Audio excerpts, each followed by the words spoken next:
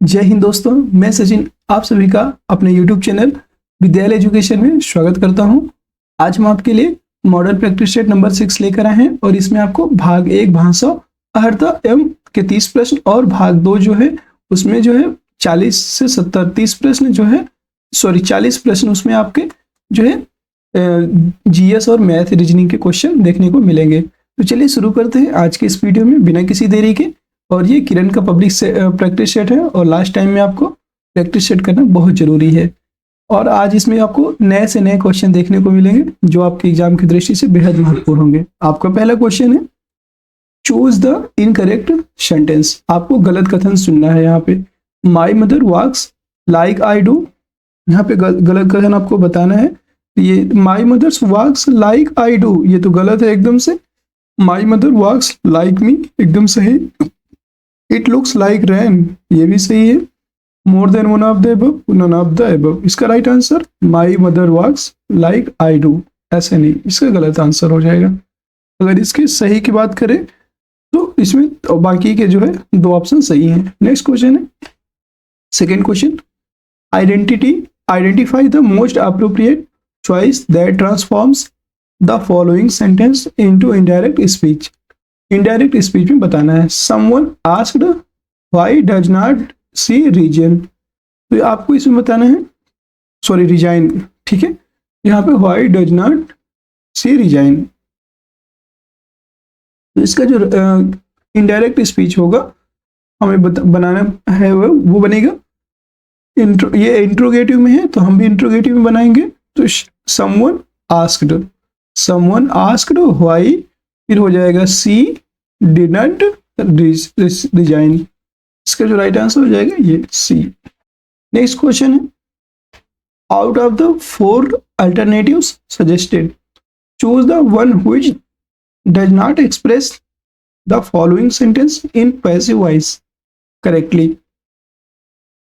He urged the council to reduce the rates। हमें इसमें passive voice बनाना है तो हम क्या करेंगे, ऑब्जेक्ट से स्टार्ट करेंगे। तो क्या हो जाएगा, यहाँ पे स्टार्ट होगा ये the council was urged to reduce the rates.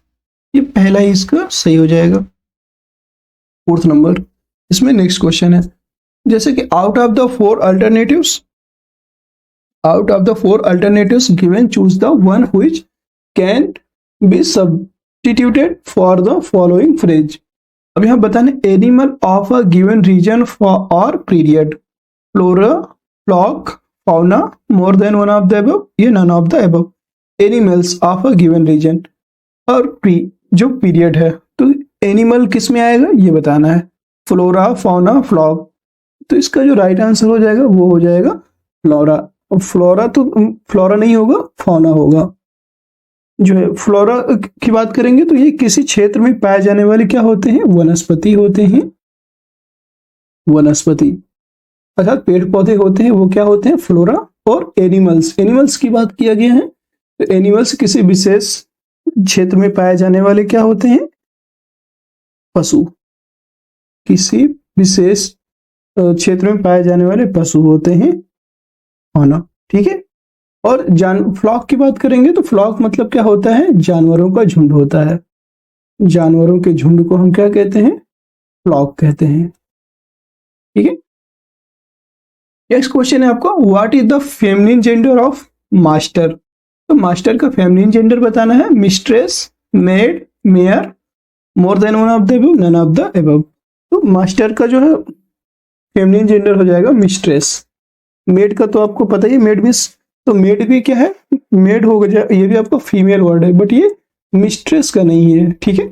ये मास्टर का जो फीमेल होगा वो मिस्ट्रेस ही होगा, ठीक है।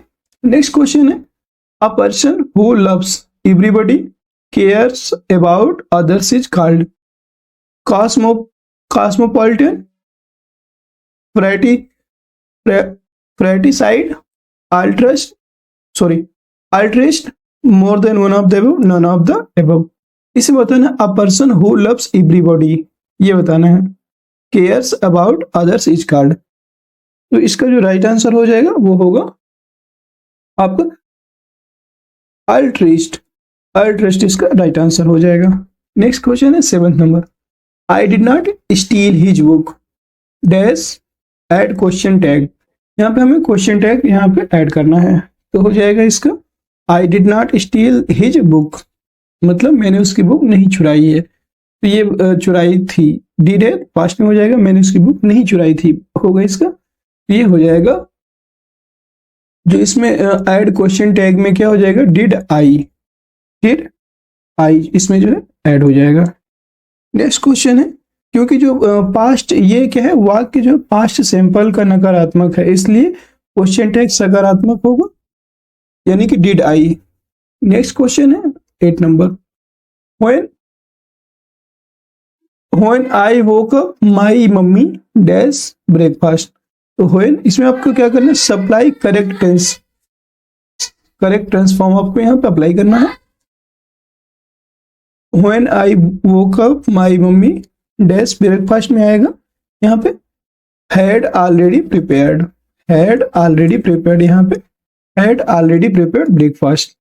नेक्स्ट क्वेश्चन आपका, निर्देश 9 से 11 में दिए गए गद्यांश को पढ़कर पूछे गए प्रश्नों के उत्तर दीजिए। अब यहाँ पे आपको जो है गद्यांश से स्टार्ट हो जाएगा 9 से 11 प्रश्नों तक के लिए, ठीक है। तो यहाँ पे शुरू होता है आपका गद्यांश, वस्तुतः भाववादियों ने सौंदर्य को कला और साहित्य के रूप में फॉर्म के साथ जोड़ दिया है, सौंदर्य को विशुद्ध कलात्मक मूल्यों से जोड़ दिया गया है। यहाँ दुहाई शुद्ध कलात्मक मूल्यों की दी जाती है, लेकिन प्रयोजन बुजुर्गों संस्कृत की सुरक्षा का होता है। जनजीवन के संघर्ष समर्पित साहित्य और काव्य की पहचान के लिए आवश्यक चेतना का विकास ही नहीं होने दिया जाता। भाववादी बुर्जुआ सौंदर्य जनवादी कला और साहित्य की मूल्यवान विरासत से जनता को वंचित करने का षड्यंत्र रचता है। साधारणतः सौंदर्य शास्त्र के विद्वान जिस सौंदर्य का विवेचन करते हैं वह साहित्य तथा अन्य ललित कलाओं का सौंदर्य होता है। कला अथवा साहित्य के फॉर्म में कल्पना, बिंब, प्रतीक, ध्वन्यात्मकता, नाद, रस, अलंकार आदि के माध्यम से उत्पन्न सौंदर्य कला अथवा साहित्य तो तभी सार्थक होगा जब वह जन से समाज से जुड़े। और दोस्तों सही बताएं तो आपको ना गद्यांश को इसलिए इंपॉर्टेंट है, ये आपका समय बचाएगा। जब आप यहाँ से कम 10 गद्यांश को करके जाएंगे ना, तभी आपका टाइम बहुत कंज्यूम होने से बचाएगा और आपके आगे के क्वेश्चन के लिए टाइम पर्याप्त आपके लिए मिलेगा। इसलिए आपको गद्यांश जरूर करके जाना है, ठीक है, प्रैक्टिस जरूर करना है आपको। नेक्स्ट तो इसका 9th नंबर क्वेश्चन है, विरासत का आशय है शासन, सत्ता, शासन, उत्तराधिकार। तो विरासत उपयुक्त में से एक से अधिक, इनमें से कोई नहीं। तो इस जो है विरासत का अर्थ है आपका उत्तराधिकार। 10 नंबर है, गद्यांश का केंद्रीय विषय है। तो गद्यांश का जो केंद्रीय विषय है वो है आपका सौंदर्य शास्त्र, अभी आपने पढ़ा। 11 नंबर क्वेश्चन है, जब आप गद्यांश को पढ़ लेते हो तो क्वेश्चन बहुत आसानी से हो जाते हैं। 11 नंबर क्वेश्चन है, साहित्य की सार्थकता है जब वह बिंबों से युक्त हो, समाज से जुड़े, कलात्मक हो। उपयुक्त में से एक से अधिक, इनमें से कोई नहीं। जब वह क्या होगा, कलात्मक होगा, जब वह समाज से जुड़े, ठीक है, यही इसका मेन टारगेट है। जब वह साहित्य के सार्थक तभी है जब वह समाज से जुड़ा हो। 12 नंबर क्वेश्चन है, निम्न में से कौन सा शब्द अन उपसर्ग से के योग से बना है? अनेक, अन्याय, अनार। उपयुक्त में से एक से अधिक, इनमें से कोई नहीं। तो इसमें जो है अनेक में है आपका अनधन एक, ये अन उपसर्ग से मिलकर के बना है, इसलिए सही हो जाएगा। अन्याय में आधन्याय होता है। नेक्स्ट क्वेश्चन है, मैं स्वयं वहीं से आया हूं।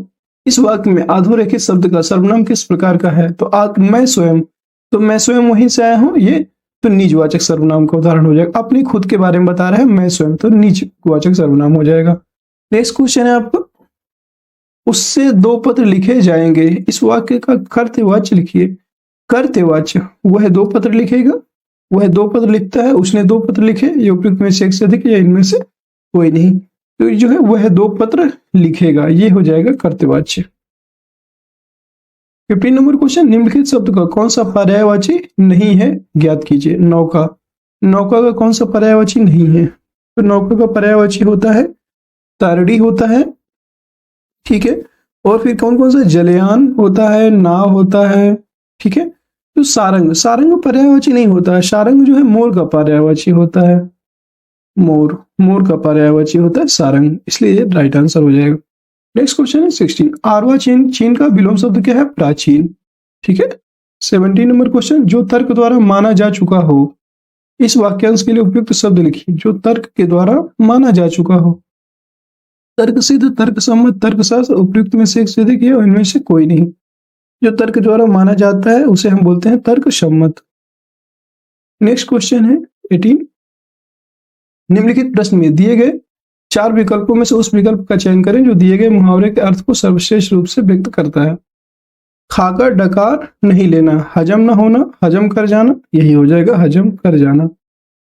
नेक्स्ट, इनमें से क्रिया के किस रूप में कर्ता के अनुसार लिंग परिवर्तन नहीं होता है? कर्ता के अनुसार लिंग परिवर्तन नहीं होता है। भविष्यकालिक रूप में, भूतकालिक रूप में, आज्ञार्थक रूप में, उपयुक्त में से एक से अधिक, इनमें से कोई नहीं। तो इसका जो हो जाएगा वो होगा भूतकालिक रूप में। भूतकालिक रूप में कर्ता के अनुसार जो है क्रिया चेंज नहीं होता है, लिंग में परिवर्तन नहीं होता है। 20 नंबर क्वेश्चन है, निम्नलिखित वाक्यों में सरल वाक्य ज्ञात कीजिए।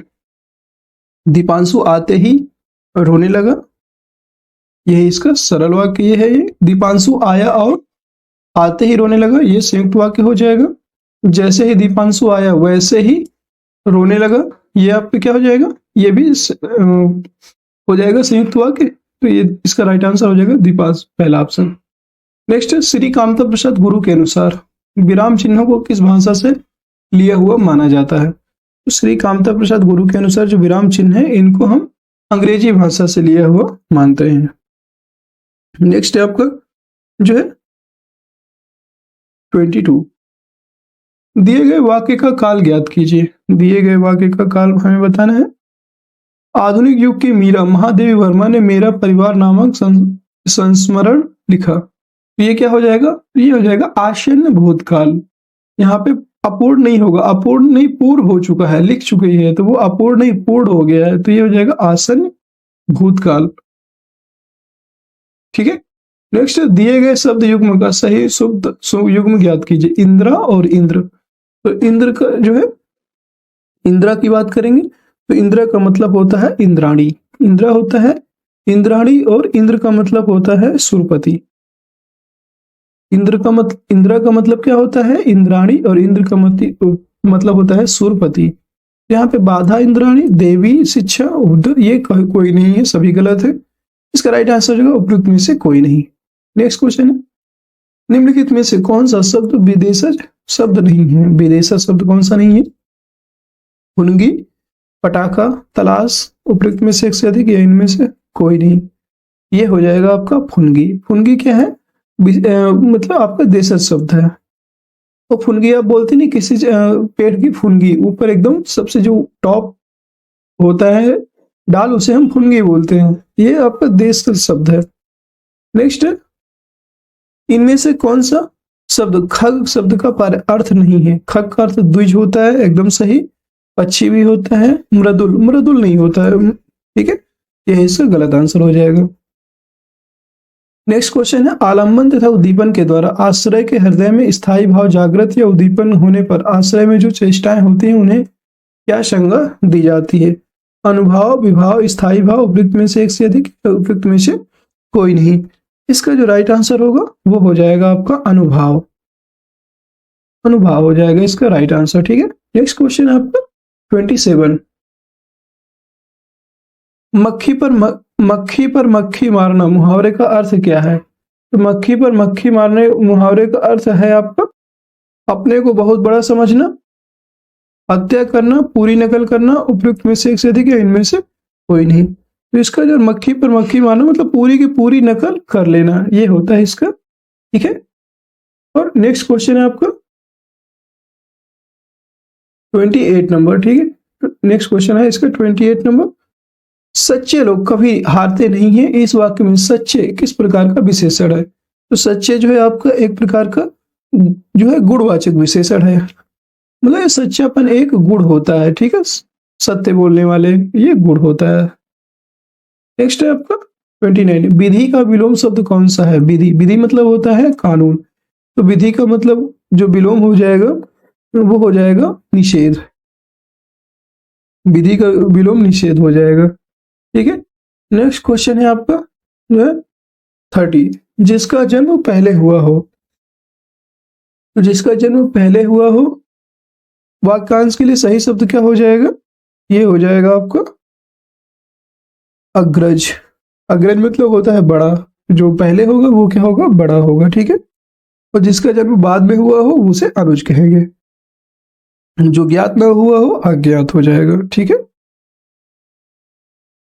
नेक्स्ट क्वेश्चन है, अब यहाँ से आपके 42 से जीएस के क्वेश्चन स्टार्ट होते हैं और यहाँ पे 30 से 41 तक, 30 से लेकर के 41 तक आपके जो है मैथ के क्वेश्चन थे, जिन्हें हम बाद में अलग वीडियो में करवाएंगे। ठीक है, वरना इससे बहुत बड़ा वीडियो हो जाता है। ठीक है। तो आपका पहला क्वेश्चन है 42, सबसे पूर्वी अरुणाचल प्रदेश में सूर्योदय सबसे पश्चिमी गुजरात में सूर्योदय से कितने घंटे पहले होता है?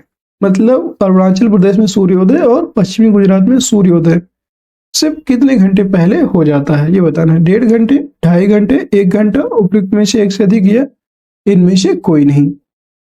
तो इसका जो आपका राइट आंसर हो जाएगा 2.5 घंटे। इसका राइट आंसर हो जाएगा 2.5 घंटे। नेक्स्ट क्वेश्चन है आपका जो है 43, भारतीय संविधान में केंद्र और राज्य दोनों को संसदीय लोकतंत्र के रूप में शासन की डैश संरचना का प्रावधान किया गया है। एकल प्रणाली, द्वैत प्रणाली, संघीय या उपयुक्त में से एक से अधिक। तो यहाँ पे जो है किस प्रकार के संसदीय लोकतंत्र के रूप में शासन की कैसी व्यवस्था है? तो वो है आपकी संघीय संरचना। शासन की संघीय संरचना का प्रावधान किया गया है। इसका राइट आंसर हो जाएगा संघीय, फेडरल। नेक्स्ट क्वेश्चन है 44, निम्नलिखित में से किसे स्टार्च के रूप में संग्रहित किया जाता है जिसे पौधे की आवश्यकता के अनुसार आंतरिक ऊर्जा संग्रह के रूप में उपयोग किया जाता है? सूर्य का प्रकाश, ऑक्सीजन, कार्बोहाइड्रेट, उपयुक्त में से एक से अधिक या इनमें से कोई नहीं। तो जो है इसका राइट आंसर हो जाएगा कार्बोहाइड्रेट। नेक्स्ट क्वेश्चन है, उस मेट्रो रेल कॉर्पोरेशन का नाम बताइए जिसे कचरे से ऊर्जा उत्पन्न करने वाले संयंत्र से विद्युत प्राप्त करने वाली देश की पहली परियोजना होने का गौरव प्राप्त है। Chennai metro, Mumbai metro, Delhi metro. इसका राइट आंसर हो जाएगा दिल्ली मेट्रो। भारतीय राष्ट्रीय कांग्रेस ने किस वर्ष पहली बार 26 जनवरी को स्वतंत्रता दिवस के रूप में मनाया था? 1930 ईस्वी में। नेक्स्ट क्वेश्चन है 47, पादप उत्तकों के संबंध में निम्नलिखित में से कौन सा कथन गलत है? फ्लोएम भोजन को पत्तियों से पौधों के अन्य भागों तक पहुंचाता है। तो ये तो आपका क्या है? एकदम सही है। जाइलम, जाइलम की बात करें, जल और खनिजों का परिवहन करता है, ये भी सही है। जाइलम में सामग्री दोनों दिशाओं में स्थानांतरित हो सकती है, ये गलत है।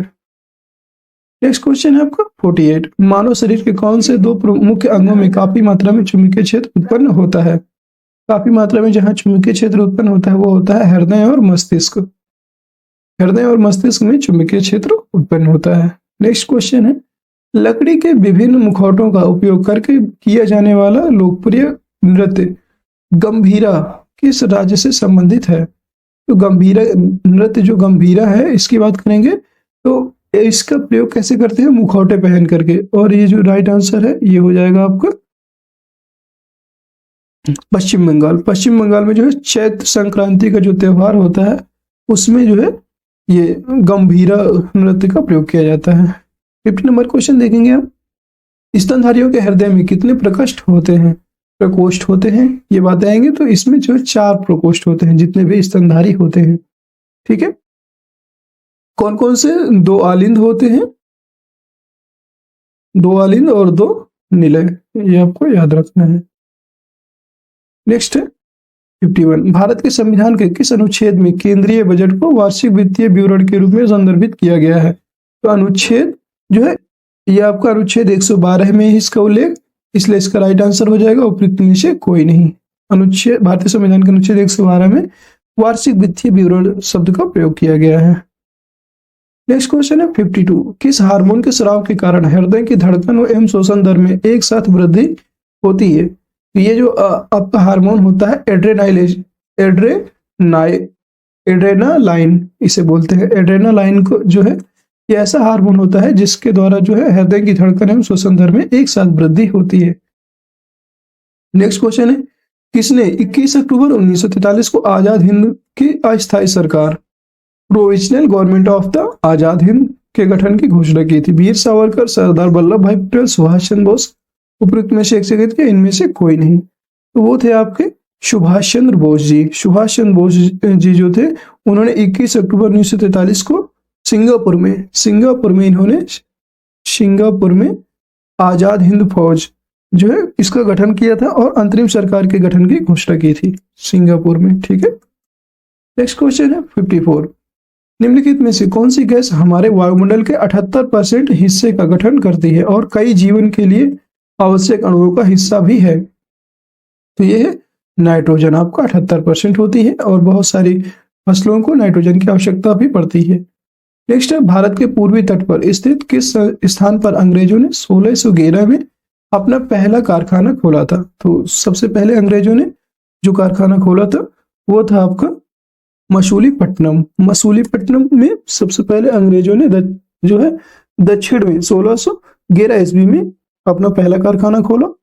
और नेक्स्ट क्वेश्चन है आपका 56 की बात करें, निम्न में से किस अनुच्छेद में यह प्रावधान किया गया है कि राष्ट्रपति के आदेश के द्वारा एक अंतर्राज्यीय परिषद का गठन किया जाएगा? तो अंतर्राज्यीय परिषद का जो गठन है वो अनुच्छेद 263 में इसका प्रावधान किया गया है और राष्ट्रपति किसी भी समय ऐसी परिषद की स्थापना कर सकता है जब उसे लगता है कि उसकी स्थापना से जनहितों की पूर्ति होगी। ठीक है, नेक्स्ट क्वेश्चन है, आयरकूट को के नेतृत्व में ब्रिटिश सेना ने कब पोर्टो नोवो में हैदर अली को हराया था? पोर्टो नोवो के युद्ध जो हुआ था उसमें हैदर अली को कब हराया था और मद्रास को बचाया था? तो ये हो जाएगा आपका जुलाई 1781 में जो है इस पोर्टो नोवो का युद्ध हुआ था। ठीक है, और इसमें जो है हैदर अली को हराया हुआ था। ठीक है, नेक्स्ट क्वेश्चन है 58। निम्नलिखित में से किस अधिनियम में भारत में कंपनी के व्यापारिक एकाधिकार को समाप्त कर दिया गया है और इसे चाय के अलावा सभी ब्रिटिश अधीनस्थ कारोबारों के लिए खोल दिया गया था? ये था आपका 1813 का चार्टर अधिनियम। 1813 के चार्टर अधिनियम की बात करेंगे तो ये जो है भारत में ईस्ट इंडिया कंपनी के एकाधिकार को समाप्त कर दिया और चीन के साथ जो व्यापार एवं भारत के साथ चाय के व्यापार में कंपनी का एकाधिकार बरकरार रखा था। ठीक है, नेक्स्ट क्वेश्चन है पीली क्रांति किससे संबंधित है? तो पीली क्रांति आपके वो संबंधित है तिलहन के उत्पादन से। तिलहन के उत्पादन में वृद्धि से संबंधित है पीली क्रांति और ये जो है 1986-87 में शुरू हुई थी। 1986-87 में इसको जो है शुरू किया गया था। नेक्स्ट क्वेश्चन है 60। निम्नलिखित में से कौन अंडमान और निकोबार द्वीप समूह की एक जनजाति है? तो अंडमान और निकोबार द्वीप समूह की जो एक जनजाति है उसका नाम है जारवा जनजाति। जारवा जनजाति आपकी अंडमान और निकोबार द्वीप समूह की जनजाति है। थारू की बात करेंगे तो ये यूपी, थारू आपके यूपी की जो है एक प्रमुख जनजाति होती है। ठीक है, और जो जारवा जनजाति है ये समुदाय लगातार शिकार करके आदिवासी जीवन जीते हैं। ये भी आप याद रखना है, जारवा एक प्रकार की आदिवासी जनजाति है। नेक्स्ट क्वेश्चन है संचार के लिए हाथी 103 डेसिबल तक की आवाज उत्पन्न कर सकते हैं, लेकिन वे अक्सर कम आवृत्ति वाली ध्वनि का उपयोग करते हैं जिनमें से कुछ जमीन के होकर गुजरती है ध्वनियां कहलाती हैं। तो जो उसे हम बोलते हैं इंफ्रासाउंड। ठीक है, नेक्स्ट क्वेश्चन है 62। किस वर्ष ईस्ट इंडिया कंपनी को मुगलों द्वारा दीवानी अधिकार अर्थात राजस्व एकत्र करने और बंगाल, बिहार और उड़ीसा के दीवानी मामलों का फैसला करने का अधिकार प्रदान किया गया था? 1765, 1800, 1680। उपयुक्त में से कोई नहीं है, इनमें से एक से अधिक। ये हुआ था जो है 1765 में। 1765 में जो है ये उनको अधिकार प्राप्त हुआ था। कब? तो बक्सर की लड़ाई जो 1764 में हुई थी शाह आलम द्वितीय और ईस्ट इंडिया कंपनी के मध्य। इसमें जो है ईस्ट इंडिया कंपनी की तरफ से रॉबर्ट क्लाइव द्वारा जो इलाहाबाद की संधि हुई थी उसमें हस्ताक्षर करने के फलस्वरूप उसको जो है बंगाल, बिहार और उड़ीसा के दीवानी मामलों का फैसला करने का अधिकार प्राप्त हुआ था। 63 नंबर क्वेश्चन है चंद्रमा को अपनी धुरी पर एक चक्कर पूरा करने में कितना दिन लगता है? 20 पृथ्वी दिन, 25.6 पृथ्वी दिन, 29.8 पृथ्वी दिन। ये उपयुक्त में से एक से अधिक, उनमें से कोई नहीं। तो इसका जो राइट आंसर हो जाएगा वो हो जाएगा आपका जो है 27.3 27.3 पृथ्वी दिन इसका जो है सही समय लगता है। ठीक है, तो इसका जो राइट आंसर हो जाएगा वो हो जाएगा पृथ्वी से कोई नहीं। नेक्स्ट क्वेश्चन है, संयुक्त राज्य पर्यावरण संरक्षण एजेंसी की स्थापना कब की गई? संयुक्त राज्य पर्यावरण जो संरक्षण एजेंसी थी इसकी स्थापना आपकी हुई थी जो है दिसंबर 1917 ईस्वी, दिसंबर 1970 में। नेक्स्ट है जल्लीकट्टू। जल्लीकट्टू कहाँ क्या है? तो जल्लीकट्टू है तमिलनाडु के जन नेता के लिए नाम नहीं, मरीना ब्रिज खेला जाने वाला नहीं, तमिलनाडु में सांडों की लड़ाई का लोकप्रिय उत्सव, यही इसका राइट आंसर है। नेक्स्ट क्वेश्चन है 66, भारत में निम्नलिखित में जो है कौन सा अधिनियम ब्रिटिश प्रधानमंत्री लॉर्ड नॉर्थ की अध्यक्षता वाली समिति की रिपोर्ट पर आधारित था? Charter act 1973, government of India act 1858, regulating act 1773, उपरोक्त में से एक से अधिक या इनमें से कोई नहीं। तो ये था आपका रेगुलेटिंग एक्ट 1773 से संबंधित था। नेक्स्ट क्वेश्चन है 67, भारत के किस गवर्नर जनरल ने 1878 में वर्नाक्युलर प्रेस एक्ट प्रस्तावित किया था? 1878 में जो वर्नाक्युलर प्रेस एक्ट प्रस्तावित किया था वो था आपका लॉर्ड लिटन। लॉर्ड लिटन ने जो है इसे प्रस्तावित किया था। नेक्स्ट क्वेश्चन है समुद्री शैवाल। समुद्री शैवाल का अभिलाक्षणिक रंग प्लास्टिडो में स्थित वर्णकों पर निर्भर करता है। शैवाल का हरा रंग किस वर्णक पर निर्भर करता है? शैवाल का जो हरा रंग होता है ये आपका क्लोरोफिल पर निर्भर करता है। नेक्स्ट है आपका 69, सेकेंड लास्ट क्वेश्चन है अनुप्रस्थ तरंगे क्या हैं? तो जो अनुप्रस्थ तरंगे होती हैं ये हैं आपकी, यह एक अनुदैर्ध्य यांत्रिक तरंग होती है नहीं, इन तरंगों में माध्यम के कण तरंगों के प्रसार के समानांतर दिशा में कंपन करते हैं, ये भी नहीं। अनुप्रस्थ तरंगों में माध्यम के कण तरंगों के प्रसार की लंबवत दिशा में कंपन करते हैं, ये एकदम सही है, यही इसका राइट आंसर हो जाएगा। नेक्स्ट क्वेश्चन है 70 नंबर और आज का जो है लास्ट क्वेश्चन, एक ही पदार्थ के अणुओं के बीच लगने वाले आकर्षण बल को क्या कहते हैं? तो जब एक ही पदार्थ के अणुओं के बीच लगेगा जो बल उसे हम कहेंगे ससंजक बल, यही इसका राइट आंसर है। और विभिन्न प्रकार के अणुओं के बीच लगने वाले बल को हम क्या कहते हैं? तो जो विभिन्न प्रकार के अणुओं के बीच लगता है उसे हम आकर्षण बल कहते हैं। और दोस्तों आज की क्लास कैसी लगी कमेंट बॉक्स में जरूर बताइएगा। किसी भी क्वेश्चन में कोई भी डाउट है तो भी आप पूछ लीजिएगा, और अगर क्लास आपको पसंद आई है तो लाइक कर दीजिए, शेयर कर दीजिए और चैनल को सब्सक्राइब कर लीजिए अगर आप चैनल में नए हैं तो। आज के लिए इतना ही। जय हिंद, जय भारत।